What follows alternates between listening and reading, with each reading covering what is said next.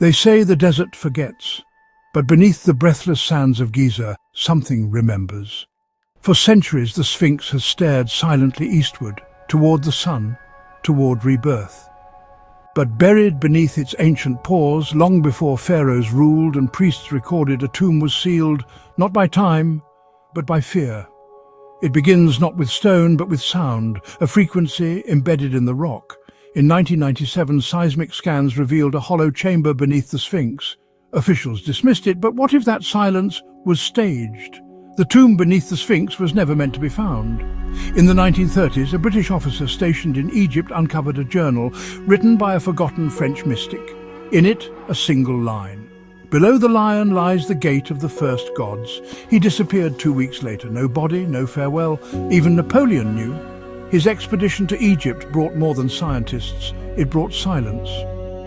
A carved relief from his archives, redacted by the French Academy, shows the Sphinx cradling a door. No hieroglyphs, just a spiral and an eye, burned into the stone like a warning. In 1983, an Egyptian archaeologist named Layla Hassan vanished after claiming she'd found a sealed shaft near the monument. Her last recording mentioned bone ash, not sand, and chanting under the stone. Her dig site was paved over within days. No official explanation. One recurring symbol haunts these reports, a single obsidian scarab, found etched in the lost journal, carved on the shaft walls, and worn by a mummified priest found near Saqqara, his tongue replaced with gold. What was he meant to say or not say? The deeper you go, the less the timeline holds.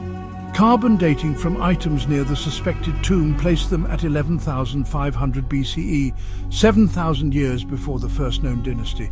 This wasn't Egyptian, it was older, wrong, forgotten. But here is the first reversal. In 2002, an internal memo from the Supreme Council of Antiquities leaked online. It referenced acoustic anomalies under the Sphinx and a classified void of non-pharaonic origin. The memo was scrubbed. The source was never found. Tourists report dreams after visiting the monument. A woman from Istanbul claimed she saw a golden door weeping black sand. Her sketches match carvings discovered in a flooded crypt in the temple of Seti Wast. But how would she know? She had never left Turkey. Symbols whisper. In 2010, satellite imagery detected subsidence patterns east of the Sphinx. A team of Japanese geologists suggested an underground chamber, not made by natural erosion. Their findings were buried in academic journals, never cited again. Twist the angle, and history contorts. Could the Sphinx itself be a marker, not a monument? An ancient cipher aligned to a vanished constellation? One that no longer maps the sky? What knowledge demanded this kind of permanence and secrecy? Ancient texts from the Library of Alexandria, lost in Caesar's fire, referenced the first tomb of the sky sent, a vault beneath the lion guardian of the east. Some say the Sphinx is not Egyptian at all, but Atlantean, a sentinel over a gateway never meant for man. This is no myth. In 2021, infrared scans funded by a private German initiative revealed heat differentials below the left paw, suggesting either airflow or a cavity. Egypt denied access. The project was shut down, their footage never released. And what of the voice? Several recordings made near the Sphinx contain sub-audible frequencies, a hum inaudible to most ears but visible on spectrographs. One audio engineer called it a memory loop, like a machine waiting to be heard. If these whispers stir something deep within you, subscribe and follow the forgotten. But the Sphinx is not alone. Further south in the dunes beyond Dashur lies a buried temple. Never officially recorded, yet known to nomads as the place where stone cries. Inside murals of star beings kneeling before a black lion with no face. Layla Hassan's journal was recovered in 2017. Though mostly illegible, one phrase repeated across pages: "The eye sees when time folds." What did she mean? And why were the last 10 pages soaked in salt, as if the book had drowned? Another reversal. A 4,000-year-old tablet in the Berlin Museum references a tomb beneath the silent beast containing a relic that speaks no tongue but silences all. Some archaeologists dismiss it as metaphor. Others have quit the field entirely. When the Sphinx was first excavated in modern times, archaeologists found water erosion on its sides, not from rain, but from floods. thousands of years before the Sahara became desert. What ocean once lapped against this stone colossus? The obsidian scarab appears again, this time in a private collection in Vienna.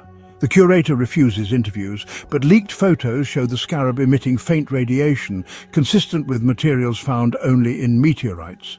A relic from the sky. Even the Vatican holds a thread. In 1944, an internal papal letter, part of the Archivum Secretum, mentions a lion of stone that guards the abyss. The letter was addressed to a Jesuit priest stationed in Cairo. He died of mysterious illness weeks later. Some believe the tomb beneath the Sphinx is not a burial site, but a vault, a container, not for treasure, but for memory, a preserved record of a world before ours. A world erased not by time, but by intention.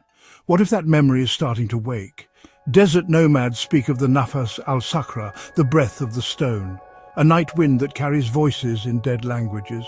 No footprints, no sand shifted, just stories returned from beneath, the spiral and the eye. A symbol found in temples across pre-dynastic Egypt, in the Andes, in Göbekli Tepe, and carved into the oldest bones unearthed at the Harappan site in Pakistan. What were they watching? Or warning? Some call it a hoax, others a horde of ancient propaganda. But too many disappearances, too many sealed dig sites, and always the denial laced with urgency. As if the past must remain buried, the tomb beneath the Sphinx may never open, or perhaps it already has. And what was inside did not sleep, but waited.